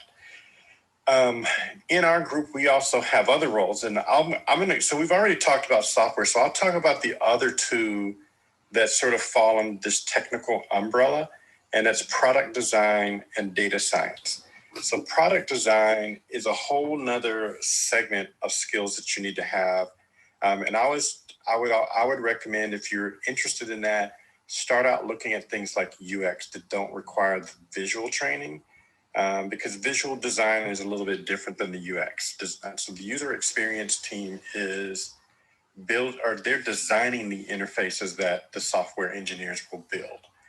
And so that area, if you're interested in, like that way an application works and the way it flows, and being able to understand what the users are going to interact with, that would be good. The hardest one to me to get into is data science, because these days, most data scientists have master's degrees or PhDs. Now, that's not to say you can't go through a boot camp and learn the basics of data science, but I think if you get really deep into it and you're building sophisticated models for like making recommendations or deciding if someone is creditworthy or something like that, it does require that background in statistics and math that those people are using to get into those jobs. However, of all the ones I just mentioned, data science is the hottest one right now. The salaries are the highest. And so if you're willing to put in the work to get to there, I know some data scientists that are getting $225, $250, depending on where they live and how much experience they have building models and artificial intelligence interfaces. And so The ones I sort of mentioned: project management, product design, data science. In fact, those are all of the ones that fall under the team that I manage at our company. And so if you have any questions about those, I would definitely recommend get on stage and we can kind of give you the breakdown of either how Ms. Temi can help you or if there's other resources that you might be able to go to get into those fields. This is Kelsey, I'm done. Wow, thank you. Oh, go ahead, Tekti. Thank you. Yes, thank you so much for actually breaking that down. So for the understanding, I can advise my students to go to the project design as far as the entry level. Because right now, Pinterest is actually looking up for apprenticeships right now, guys. And you don't have to have any type of background or experience. They are looking for non-traditional students, and it's for 1 year. The deadline is April the 30th. So I'm glad that you actually mentioned that, the product designs, because that's actually a hot role too as well. Again, my name is Erica. I'm done speaking. And if you guys need any of that information about the apprenticeship, please feel free to connect with me. I'll look forward to giving that information. Okay, can you, Ms. Tekti, can you please put the information about the apprenticeship under your bio so that people can know about it? Because most people are looking for those opportunities. And I want to do a quick shout out to my students that are here with me. My cybersecurity student, Lovin, Teresa, Ginekashi, Angela, Hawa, Richard, Carlton, and all of you guys, Wumi, everybody, thank you for joining. You know, the house is filled with my students. I really appreciate you guys for doing a good job. So thank you for being here. Ms. Tooth, like Ms. Tooth said earlier, cybersecurity is also a good area to come in. And like the area of compliance is not technical. Compliance is not technical, you pretty much do paperwork. So cybersecurity is a very, very good area. You can start off with that. Most classes are 8 weeks, and from 8 weeks, you also need to do Security Plus, which we will teach you from scratch. The 2 classes, 8 weeks, you are done, and you can get into the job market. You know, you can start off making 100K per year and more from there. I've trained someone that made like 150 per year. Just like in 2 weeks ago, she got a job and so on and so forth. So, and I have a class coming up on May 8th. So if you're interested in that, May 8th classes are once a week, every Saturday. You can join that class. If you're interested, just you can DM me, follow me on Instagram or Facebook, on LinkedIn. I'll be able to give you all the details. So also about, we discussed about project management. Project management, like Kerstin mentioned, it can be into the PMI, which is project management, the old-fashioned way, or agile, which is the Scrum Master. So any of the two that you can do is okay, even though it's easier to navigate Scrum Master, being a Scrum Master, than to be a project manager, because Scrum Master classes are 4 weeks. 4 weeks, which are like two hours classes for 4 weeks. And you're gonna have hands-on training on Jira and on Trello. You have hands-on training, hands-on project, and you are done. I just gave a testimony today. One of my students got a job for $70 an hour. That's $145,000 per year as a Scrum Master. So it's not, there are jobs everywhere. There's a lot of tech jobs, but you just need a mentor and a coach to guide you. And you can do that and get into the job market and make a lot of money. No, going around all over the world, all over the internet looking for resources that takes you nowhere. So just take your shot and go for it. Why wasting time? This year already is almost half of the year. What have you been doing since January? This year is going to end you walking around, going on Udemy and going everywhere, looking for what resources that you waste your whole year again. So I just want to encourage you, take a shot, try and get into these classes and do something with your life and move on, and the rest will be history. Learn to invest in yourself and invest in these opportunities like Tutu did, and the rest is history. So that's very important. So all these programs are there. If you need any more information on them, I'll give you more information. So thank you so much. So we also talk about products management and project management. Products management, a lot of product companies like Amazon, like Microsoft, like IBM, like Google, like YouTube. They have their products.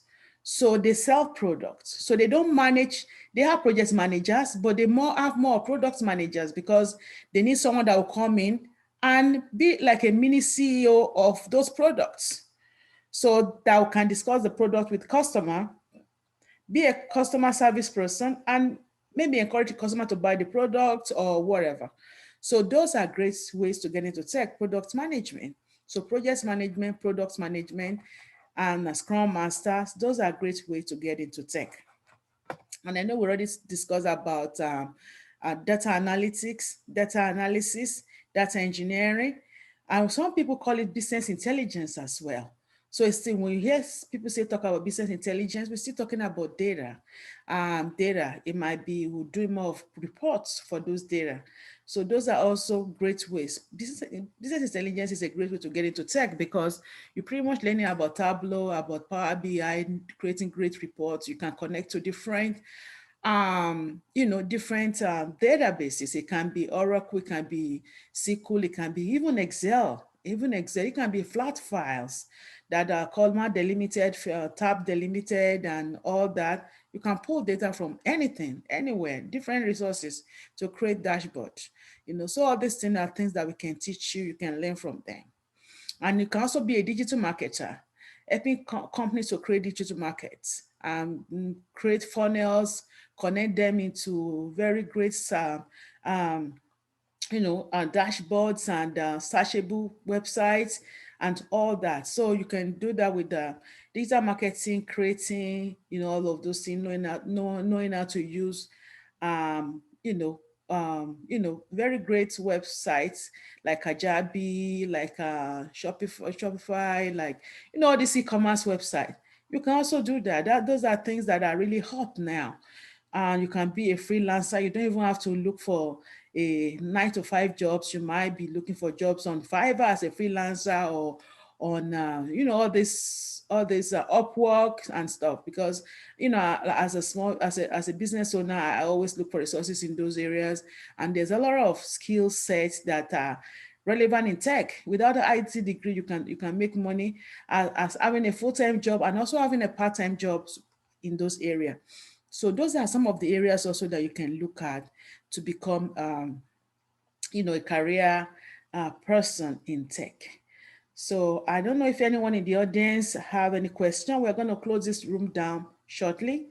So don't keep those questions and take it home. Bring it on board. Let's answer your question, because in the next few minutes, I'm going to shut down the hands raising.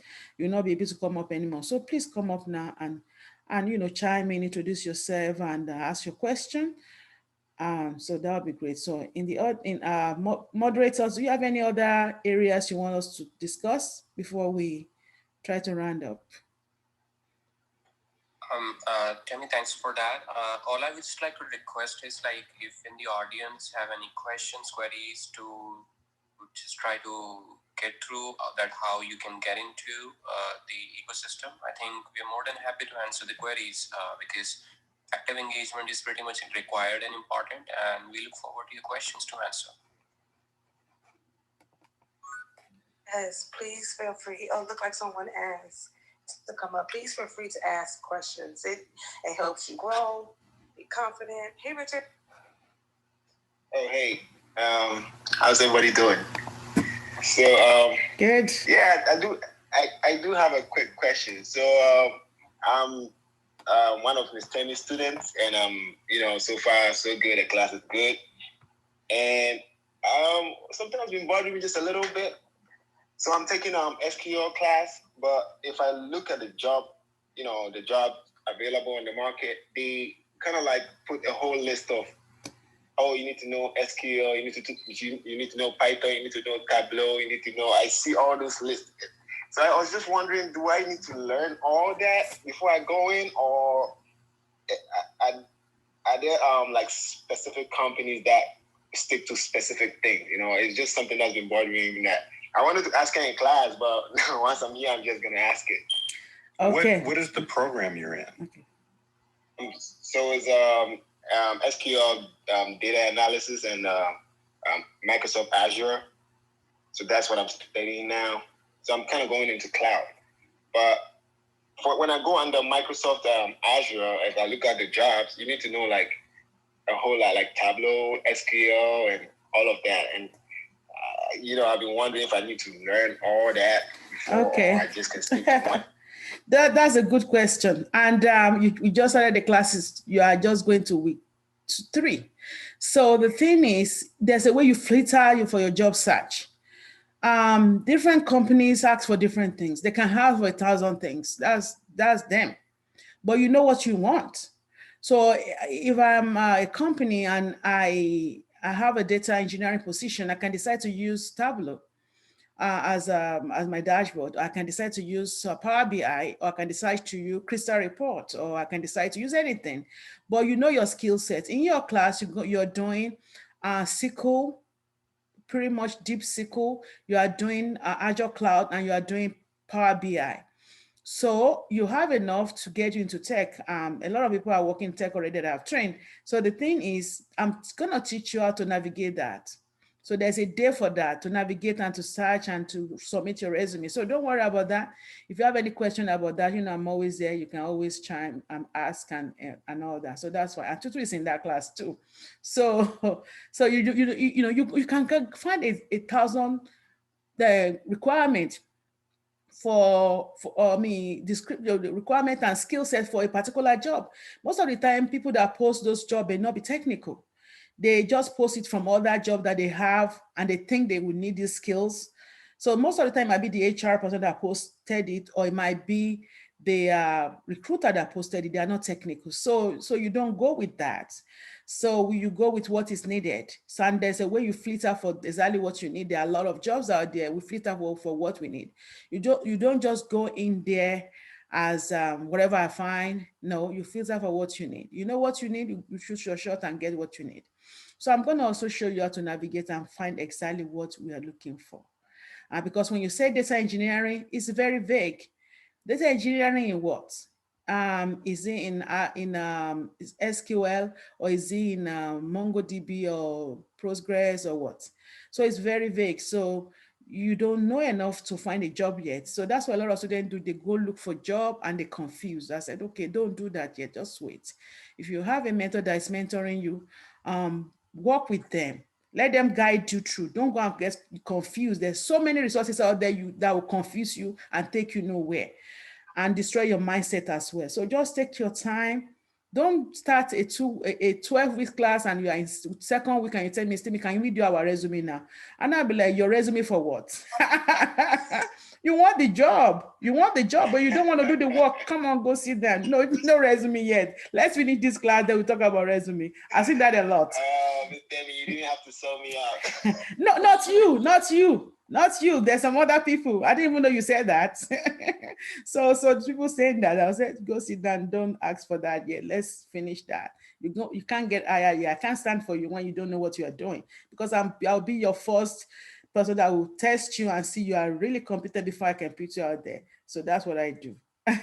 So if you have any other question, you can get to me and let me know. So thank you for coming up, Richard. We really appreciate you. And you're really smart person and great mindset. So I appreciate you always. Thank you. Any other questions or anybody else want to chime in? Oh, yeah. I would love to one day just talk about just the clarity, right, with you one day, just to have a whole understanding, maybe just 30 minutes, because clarity can go forever, but just clarity about maybe just 2 roles. Because right now I see that you have ASW, data analyst and business analyst, right? You can just do clarity for 3 roles. And so that way people can have an understanding like, okay, do I want to do that? Do I want to do this? Oh, I see how to identify my transferable skills. Like Miss say, what projects do I need to do? Do I need to do a project? Like just identifying themselves so that way they can understand how to be a creative problem solver. Because it's like what Miss say, like this individual started up a whole blog, right? Just identifying that you are creative. Like, what are some of the things that you were doing to be able to bring to the table, right? Before actually doing the interview. Because what happens is you go to the interview and then they're like, Can you show us what you've been doing? And it's like, no, I just want to get into tech. What type of projects are you showing me? So if we can just break it down and analyze like the projects that they have been doing before getting into tech, I think it would be easier for them to identify themselves and actually come up with a pivoting story as well, if that makes sense. And I'm Erica, and I'm done speaking. So are you saying that we should? I don't understand. So we should kind of bring some stories up about different things you can do to guide as a guidance. Is that what you're asking? Yeah, so for example, like what I do is I will interview you and you are in tech, right? And I just want to know how exactly did you get into tech? How did you identify yourself? Was you around tech community? You know, was your parents involved in that? Like, how did you just get into tech? So that way I can understand like, oh, okay, yeah, I want to be in her field, or no, I don't want to do something like that. I want to do something like Miss did, or I want to be an engineer. This whole time I thought I was a recruiter because I like people, but at the end of the day, I just found out that I actually like building websites. So just to identify themselves is to interview you guys to figure out how to identify themselves to get into tech. And that's what I have been realizing is that for clarity, in order for them to identify themselves is to see how you got into tech. And then from there, you can maneuver into the world. I think Miss Temi is doing for you. It was interesting because I was just thinking about this point, and I think Miss Temi is doing for you all something that we didn't have when we were. And I don't know how old Miss Temi is, but I'm assuming she followed the same path I did. Is when I was younger, in my 20s and my teenage years, there were not people that looked like me that did this work. They just weren't around, and so now you all are in a point in time where there's people who look like you that have the same background that you came from potentially, or that know the struggles that can actually help you avoid some of the things that we either saw or just help you understand things that maybe you haven't been exposed to. And that's why I'm glad she does these rooms, because I think particularly for underrepresented groups, it's important for you to have someone who can guide you through that. Yes. Yeah, thank you so much. I really appreciate both of you. Like Ms. Toots, we plan to do an interview on YouTube because we have a YouTube channel that's myituniversity.com. Or if you can just type my name, Temi Akinwumi, or just type my IT University and then put it on double quote, you will find the YouTube channel that we put together. Because most of the time, necessarily when you come on Clubhouse, you don't want to sound like you are just discussing an interview and people don't get they get uncomfortable as start running around all the places. They can't stay still because you have to create something that will allow them to stay and to chime in and discuss. So when you're interviewing somebody, I don't know if they will like that. So that's why we decided to do that more on YouTube side, on live YouTube, than to do it here. But we already plan to do interviews and stuff. And Mistake T, if you want to. Yeah, no, I think I got it mistaken. No, this is a personal interview, like you said, not on Clubhouse per se. Yeah, because I definitely want people to be able to chime in. Just like an interview, so that way, because I have a television show too as well, and I interview people like you, so that way they can identify themselves. But here on the Clubhouse, no, it wouldn't be a good idea. People do it, but it's not a good idea because I would love for people to ask questions and stuff. Exactly how you're doing. Yeah, thank you, ma'am. And I also don't mind. I'm inviting myself to your to your TV show. I don't mind to come there and discuss it, so we can connect offline. I don't mind to do that. So thank you so much, ma'am, and thank you everyone for chiming in. Rashid, welcome. Do you have any question for us? Yeah, I don't know if you can hear me. My name is Rashid. I'm a second year graduate student from a university. I'm actually taking computer science and quantitative methods. And when Ms. Tutu was talking about clarity, I think that's for me actually, because I am actually from a finance background. Going into computer science and quant world, it's actually You have to do a lot of this, that, this, that. You aren't going to be a master of knowing that when you're trying to search for a job, and you just get confused at the end of the day. And I think I actually appreciate all the commentators and the moderators also for this opportunity, and it goes a long way. Mine is actually like an appreciation, I put it that way, for what you've done. Actually, let me just say that. Thank you very much.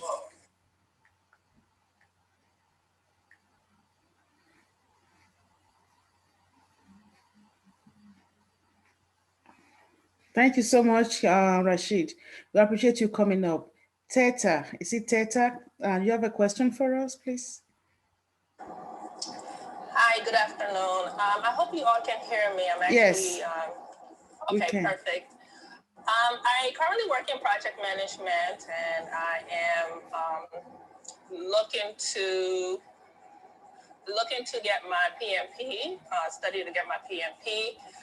And I also want to verge off into IT as well. The current project that I work on is not really IT focused. So I definitely want to get into the IT field, which is a very broad field. So to be honest with you, I've just been trying to figure out what really, which area I should really try to get into, which area would really suit me.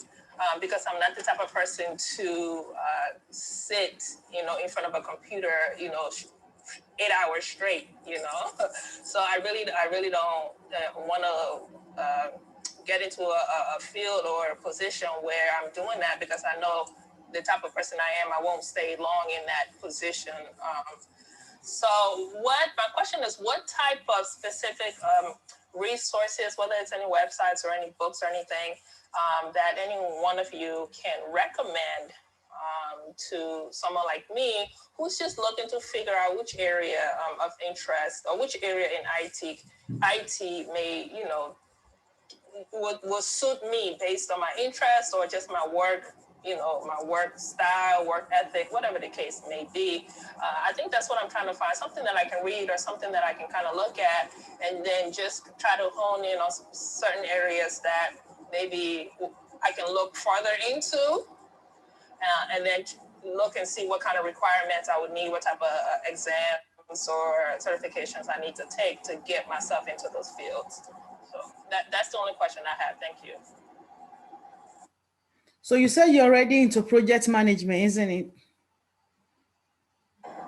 Yes, I'm not certified, not yet, but I currently work in that field, yes.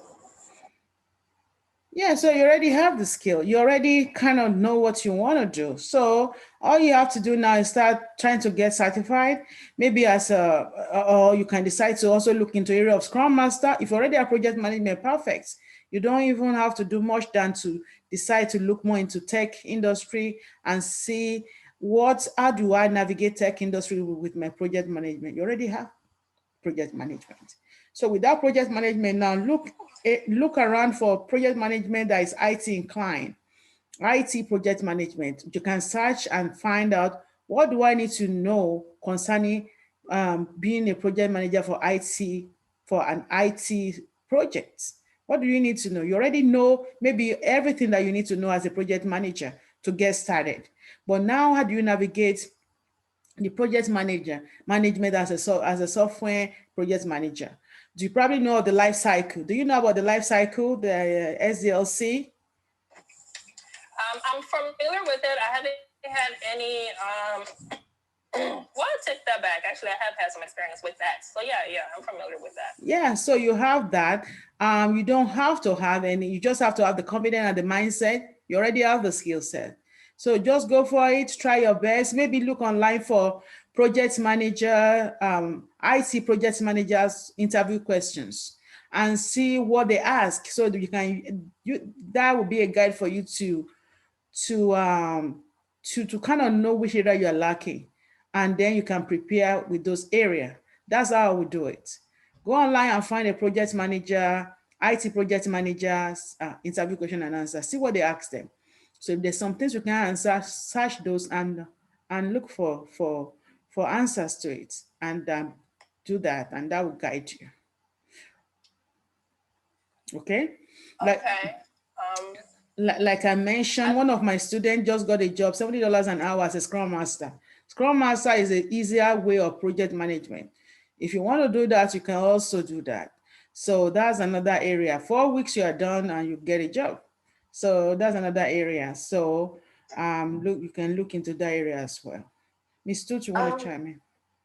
I have a question for Tina. You mentioned that you're not the type of person to sit in front of a computer for long. Can you please elaborate on that? And are you currently like a project coordinator?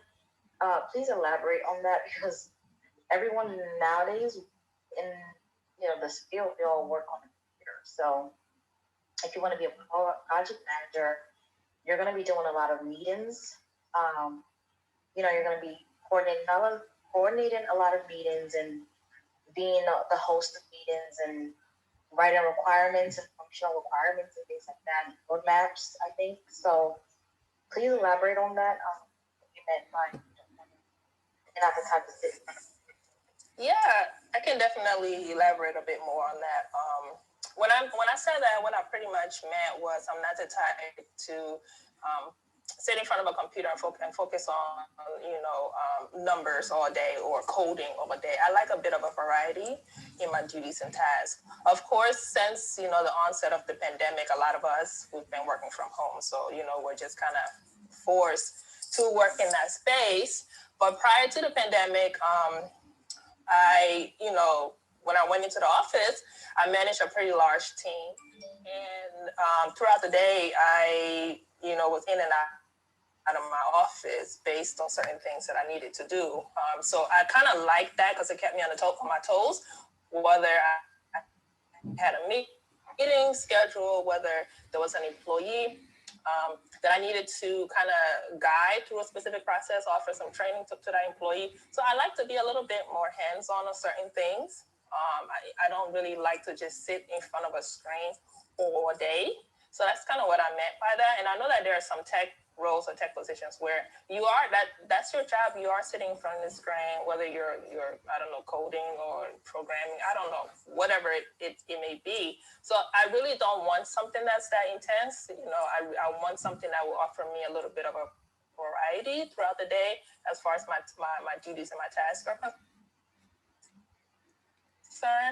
And I'm not necessarily looking to, once I transition to IT, I'm not necessarily looking to immediately start managing people, simply because I really want to be able to get the additional experience or knowledge in that area that I feel like I might need to get. Like right now, I'm really not sure which specific area I need to veer into. I'm looking at cybersecurity, but I'm also looking at software. So I'm just kind of like, okay, I really need to just sit and figure out which area or which field of IT I should try to veer off into, and then get the necessary qualifications to get me in the door. So I would just wonder if there are any kind of resources that I could, tap into to just kind of get a little bit more information on certain fields within IT, so I can kind of narrow down my areas of interest or options, and then just kind of focus on getting myself into that area, if that makes any sense. Okay, let me say something. Ms. Toots, let me quickly say something. You need to know what you want. If you can't define what you want now because you're all over the place, I'm sorry to say that. If you're all over the place, you can't get nowhere. You already have project management and you don't want to manage. You thought you are not competent enough. Now you think that you want to do more of other things that will prepare you, but you don't want to sit on the computer. See, the thing is, if you have to sit if you want to do anything like cybersecurity, you have to sit on the computer, because there's no way. If you're going to do like maybe cybersecurity analyst labs, you're going to be on labs all day on the computer. If you want to do cybersecurity compliance, you're going to be on the computer all day doing paperwork and talking to a customer. If you want to do technical support, IT technical support, networking, network plus, and all of that, you're going to be on the computer, going to meet customer, be on the computer a lot. The only thing, the only job that you can do that you not be on the computer too much is the project manager. Why? Because you're going to be going to the customer side to meet the customer, to discuss with the engineers and coordinate the engineers. You don't want to manage people right now. So it's like you are trying to navigate everything and navigating nothing. So right now you need to decide. There's no particular, maybe I can help you find something that you can do like a survey or like a quick quiz on self-analysis. Yes, that's what I'm. Yes, I'm sorry. I don't So want to cut connect you off, with but me. Yes, that's what I'm asking. Connect I with me. want to try to figure out what I need or what it is that would work for me. So yes, that's pretty much what I'm asking. Connect with me. I will. Okay, yeah. I will let Akli say something. Connect with me, and I will. Sorry, Temi, perfectly fine. I just wanted to add some 2 cents to that. Tita, I mean, see, all I would advise is, see, I know at times what happens is we have done something, we look for some better options depending on preferences or depending on our choices which we are making. So the best way to figure out those things is, first and foremost, try to assess, okay, which are the 4 or 5 options you are looking at prioritizing into which direction. So all I would say is, like, whichever directions you are trying to look at, try to connect with those people who are already in that industry or that industry function. Because when you talk to them, possibly you'll understand the more in-depth aspects of that industry. And which is where I'm saying, like, career coaches, mentors, or people who know the in and outs of that industry, they'll be able to guide you better. Which is where I would say, like, if you're specifically interested or maybe in the cloud space, you're more than welcome to connect with me on LinkedIn. I mean, I'm more than happy to maybe have a one-on-one discussion where I can provide you detailed analysis or detailed insights that, okay, maybe what could work out for you. And because think in that aspect, in today's world, technology is something which is a need of the hour. You cannot run away from technology. You have to just be around technology. What roles, what particular aspirations you have, that depends on you as a person. People can help you out in trying to assess the options, figure out, but it is in the end, you as an individual or as a professional need to take a call what is good or what is best for you. I mean, that's all I would suggest. Yeah, I wanted to add something. She did mention that she doesn't want to be coding and doing all that. So the good thing is, for project management, you don't have to really code per se. You just have to frequently check your email. I do notice that you will have a lot of meetings, and you'll frequently need to check your emails. I don't know, maybe sometimes it might pop up an invite for a meeting randomly on you. So you definitely have to frequently check your emails. So you probably can check that on your phone if you have the email synced to your phone, a business phone. You're going to have meetings with stakeholders and clients. Of course, you know that already because you're already working in this. You're already managing a team. And you do have to do your weekly stand-ups and things like that, your scrums and your backlog grooming and things like that for project management or program managers. Well, you don't have to worry about coding if that's what you're afraid about. You're not fun. You just have to work with the teams that do testings for websites, and like if you're doing like releases and product releases, I think, and if you have like UAT testing or deployment, you might have to be on call for that sometimes, or you just have to give them a task or requirements. But you're not going to be sitting there. It depends on who you work for, though. Because if you do have a lot of meetings with your clients, you might have to be at your computer all day because you're going to be taking, you're going to be sharing screens or something. So, but as far as coding goes, if you're worried about the coding part, you don't have to worry about that because you're not a software developer or a software engineer. You don't have to worry about that part. So that is. If you like talking, though, if you like to talk a lot, then yes, product management, project management, program manager, that's your field. You just have to know how to work with a lot of tools like Microsoft Project, in writing requirements and functional, and Visio, creating roadmaps and things. So that's what you'll be doing more often.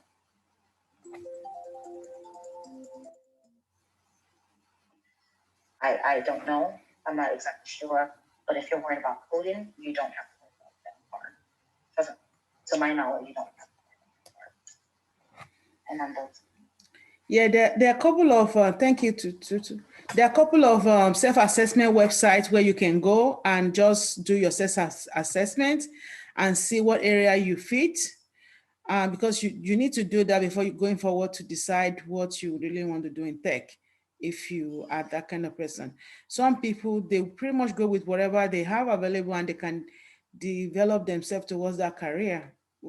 That's called being flexible, and which is always a good thing, because in tech, you never know what you get in the industry. You might get to a space whereby you sit on the computer, and even though that's not always going to be the case, or sometimes it's a mix of both. That it doesn't matter which role, is a mix of both. For example, if you are a developer, normally a developer should be sitting at the desk doing code, but sometimes they may ask you to go to the customer and talk to the customer. So you need to be able to have that skill set. You meet customer, you need to be able to diversify and know how to meet customer, talk to customer, get requirement. You are not a business analyst, but sometimes you have to do that. So being in tech space, you just have to be very dynamic and flexible, and don't just say, this is only what I want, I don't want this other one. So you still have to just, at least when you are getting started, getting in, be very flexible, be very tolerate whatever you get in. So at least you can get your skills, and then from there you can define which areas you want to grow into. So that's the what I would advise you. Don't be too rigid or too focused on certain, this is what I need, it has to be exactly this. It's not always one heart fit all or certain way. It can be several ways. We might find several things in one. So it's going to be a mix of it. So just prepare your mind for that. But if you can connect with me, I'll give you a website that you can go and just do your self-analysis if you want. But just prepare your mind that it's going to be a mix. So thank you for coming by. All right, thank you very much. And yeah, so I would definitely like that website. So I'll reach out to you on IG. And that is what I'm looking at, some type of job or some area in IT where I can have a variety in the duties and the tasks that I will complete. And I guess it probably does depend on the employer too. So, but I'll definitely reach out to you. Thank you very much. And thank you all. You're welcome. And we're about to close down, but I see Manny joining us. So I don't know if Manny have any question or just want to chime in. Manny, are you there? Hey, how you all doing? Thank you for having me. You're welcome. No, I don't have any questions. I'm just here to observe and listen and gather information. Oh, okay. So thank you for that. We are just about to close down because we started this room 2 hours ago, and we're always there on Friday at 6 p.m. and on Sunday at 4 p.m. So you are free to come in anytime too, and you can connect with any of the moderators if you have further question. We can help you offline. So thank you all for joining tonight. We really appreciate you coming by. And we're about to close down the room, and I'll start with C2M. Do you have a final tip as we round up? Yes, go ahead.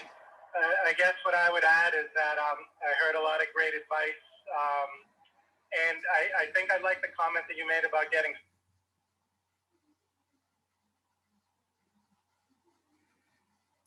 Yeah, we can't hear you anymore, C2M. I think the sooner you can figure out, a direction, and you can always pivot.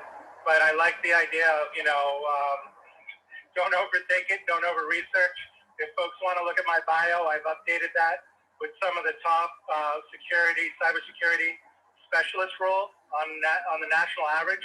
Those entry-level roles are paying around $90,000. Doesn't mean that that's exactly what you want to do. Money's not everything. But start researching the careers and get a sense of which flavor of IT that would be right for you. But I think the sooner you can start the research, the sooner you can commit yourself to studying, and the sooner you can really activate your network, the better off you'll be. I'm Chris from Boston. I'm done speaking. Thank you so much, Christopher. Yeah, Akhilesh, do you have the last word, a tip for people that are trying to get into tip as we round up? Sure, Temi. So all I would just add is like to try and figure out what exactly do we want. It takes some time to figure it out. Reach out to right people in whichever industry or domain you're trying to get into. Talk to them, assess your skills, and try to get those things sorted. And then that's the best way to get the questions answered. I mean, in case if you're not able to identify by yourself. Thank you, Temi. Thank you so much. Yeah, thank you so much. And we would like to see more of you. Fridays at 6 p.m. and also on Sunday at 4 p.m. if you can come back. We really appreciate you coming by today. Yes, Mr. Kelsey, do you have any last tip for Oh, what's the Friday at 6 p.m.? I didn't know about that one. Yes, 6 p.m. of every Friday. Yes, sir. So one of the things that one of my mentors told me when I was younger is you don't have to be great to get started, but you can't be great unless you get started. And I would just listen to Miss Temi as she says, go ahead and do it, get the training, start now, because the longer you kind of float around and just experiment with things, the longer it's going to take you to sort of find that thing that is going to really resonate with you. The other thing I would say is the same advice I gave earlier, fill out your bios, connect to people. Do not wait until you're looking for a job before you start connecting with people. Connect with people now because you don't know when those opportunities are going to open. So the more they know about you, the better it's going to be for you as you move through your career. It's calcium done. Thank you so much. We really appreciate you. Yeah, Miss Toots, your last quick tip. Also, we can close down. Thank you. Yeah, my last quick tip is just to encourage everyone to make sure, because I'm taking notes for today's discussion. Make sure you get a career mentor, a well-knowledgeable career mentor, not someone who is new to the industry, someone who's been doing it for years. Professor Temi, the great thing about the beauty about Professor Temi is she is a professor. She's not only capable, but she's patient. And she's been doing this for over 20 years, right?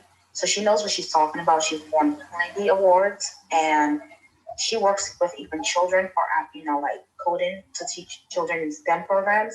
So you want a knowledgeable mentor wherever you are to really help to guide you.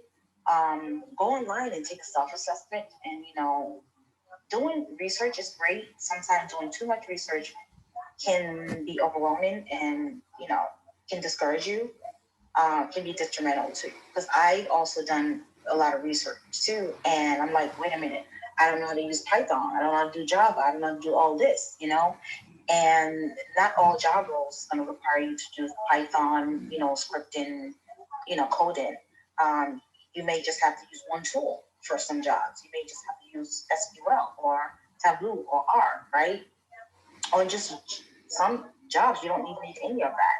So your mentor should be able to teach you how to filter your search, your job search, right? And also look through your resume and help to leverage your resume for transferable skills. Review your resume and help you to advise you on which platforms to post your resume on and upload your resume, like whether it's Indeed or Monster, Career Builder, LinkedIn. Build your LinkedIn profile and make sure you have a strong, solid profile on LinkedIn that also matches your resume. Someone who can really be a great source of like a recommendation, like a reference for when the recruiters call you. I think we didn't really talk about that, but we also need a great reference for to break into any field, even tech, especially tech. Also, if you are freelancing and you're able to build a website and design a website, those are also skills that you can transfer on your resume. So don't be afraid to add that on your resume, especially if you have a gap in your resume. You can say that you worked as a freelancer and you were like self-employed. You know what I mean? Like you built website design, graphic designing or resume writing, whatever you did. If you work for Fiverr or whatever you did, you can add that to your resume as a skill, or if you have a gap in your job. And yeah, so just do a self-assessment also online so you can bring clarity to yourself, so you know which specialization, which domain in tech that you want to go into, and just yeah, and take the training. Take training. You don't need to go and spend $30,000 at a university, right? Just to get into the tech spectrum, especially if you are already, if you already if you already have a bachelor's degree, if you already, have an academic degree, you don't need to go back again to get like 2 bachelors or 2 masters, just to waste money. You don't have to do that, because that's what the colleges want you to do, so you can spend more money and waste and accrue all these student loans and interest. But you can just take, a training course and, pay somebody like $2,000-$3,000 just for one training course, and you can make, you can earn high income. A lot of these tech jobs pay well over 6 figures. A lot of tech jobs pay well over 6 figures. Also, your mentor will help you to learn how to negotiate salaries. Okay, you need to learn how to have the art of negotiating, right? You have to be able to package yourself. It's like marketing yourself, right? The packaging looks good.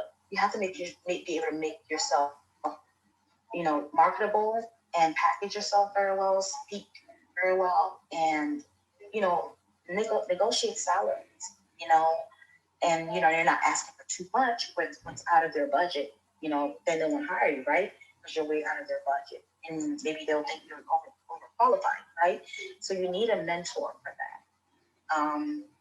So take trainings. Look at which training that is specific to which tech roles, tech jobs that you want to get, and just take that one training.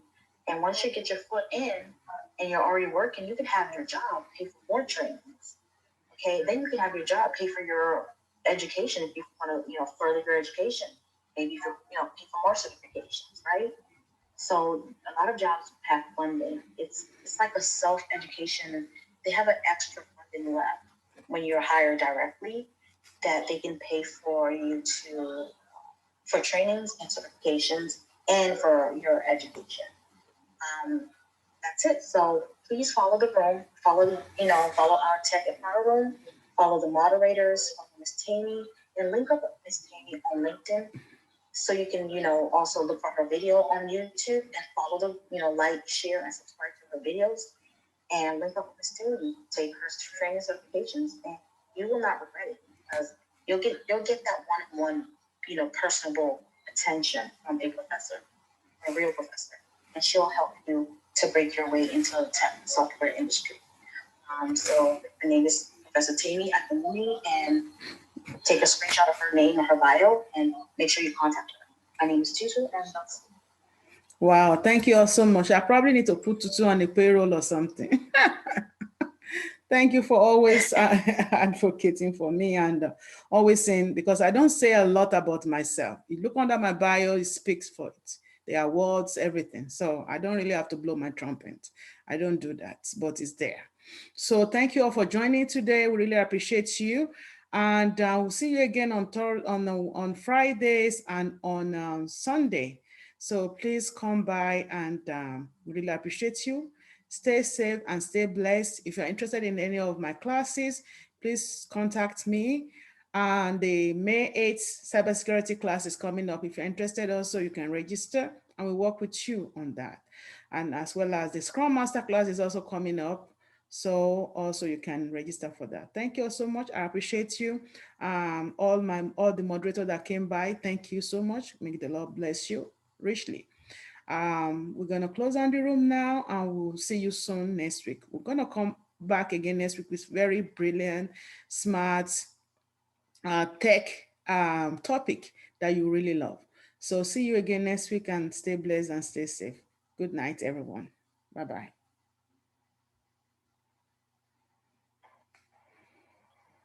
Thank you. Good night. Good night. Good night.